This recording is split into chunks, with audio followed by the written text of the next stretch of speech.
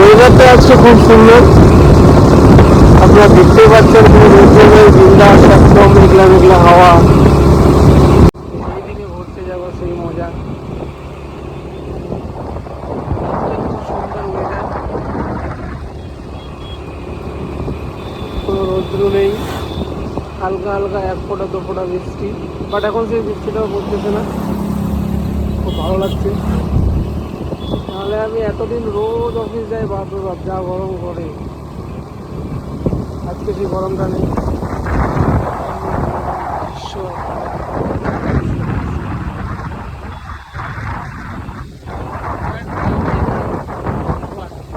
আজকে যদি আমার অফিস ছুটি থাকতো অবশ্যই ঘুরতে বেরোতাম গাড়ি নিয়ে, আর কী করবো, প্রতিদিনের কাজ, অফিস যেতেই হয়। ওয়েদারটাও আর কি বলবো, অফিস যাওয়ার রাস্তায় ওয়েদারটাকে এনজয় করতে করতে যাচ্ছি। ভাবলাম একটা ভিডিও বানাই, ছোটো মোটো ব্লগ বানাই তোমাদের জন্য, তোমরাও দেখো। আই থিঙ্ক হাওয়া আসতেছে, খুব নয়েজ আসতেছে, নয়েজ ব্যাকগ্রাউন্ডে হাওয়া, কারণ বাইকে আছি, হেডফোন দিয়ে ভিডিওটা বানাচ্ছি।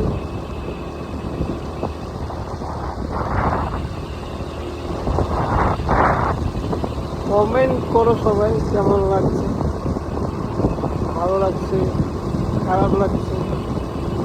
এইটা হলো আমার প্রতিদিনের রুট অফিস যাওয়ার। আমার সব বাইকার বন্ধুদেরকে আমি একটা কথা বলতে চাই, বাইক সবসময় আস্তে চালাও, 40 to 60-র মধ্যেই চালাও। কারণ পোস্টগুলোতে এই জায়গাটায়, সেম জায়গায় দুইজন ছেলে স্পট ডেথ হয়েছে, অ্যাক্সিডেন্ট করে।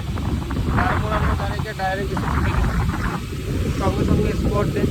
তাই বলছি আমার ছোটো ছোটো ভাইরা যারা যে বাইক করে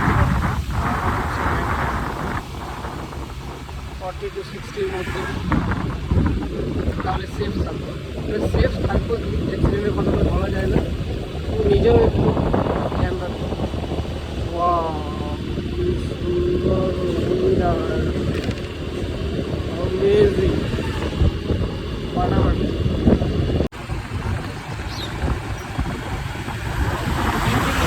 আমি পৌঁছে গেছি NH-34 হাইওয়েতে, Raiganj to Dalgola, Raiganj to Siliguri, Raiganj to Ganga, NH-34 দেখতে পাচ্ছেন সবাই।